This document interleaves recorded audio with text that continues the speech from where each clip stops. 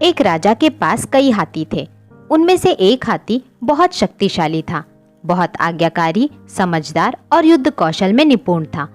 बहुत से युद्धों में वो भेजा गया था और वो राजा को विजय दिलाकर वापस लौटा था।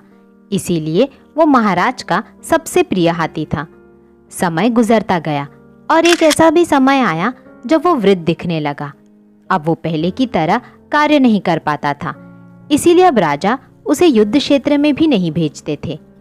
एक दिन वो सरोवर में जल पीने के लिए गया, लेकिन वही कीचड़ में उसका पैर धंस गया और फिर धंसता ही चला गया। उस हाथी ने बहुत कोशिश की, लेकिन वो उस कीचड़ से खुद को नहीं निकाल पाया। उसके चिंघाड़ने की आवाज से लोगों को ये पता चल गया कि वो हाथी संकट में है। हाथी के फंसने का समाचार राजा तक भी पहुंचा। राजा समेत सभी लोग हाथी के आसपास इकट्ठा हो गए और विभिन्न प्रकार के शारीरिक प्रयत्न उसे निकालने के लिए करने लगे, लेकिन बहुत देर तक प्रयास करने के उपरांत कोई मार्ग नहीं निकला। तभी गौतम बुद्ध मार्ग भ्रमण कर रहे थे। राजा और सारा मंत्रिमंडल तथागत गौतम बुद्ध के पास गए और अनुरोध किया कि आप हमें इस विकट परिस्थिति में मार्गदर्शन करें।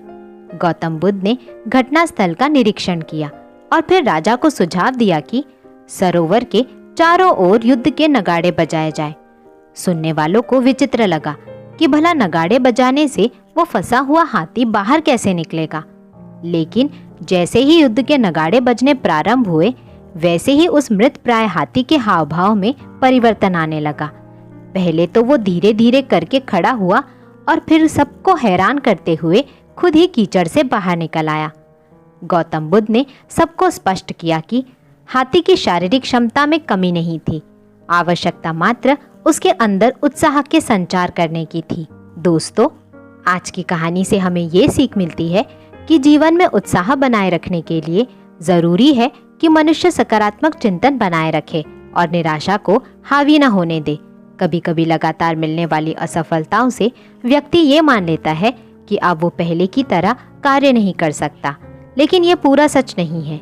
सकारात्मक सोच ही व्यक्ति को मनुष्य बनाती है और उसे अपनी मंजिल तक ले जाती है।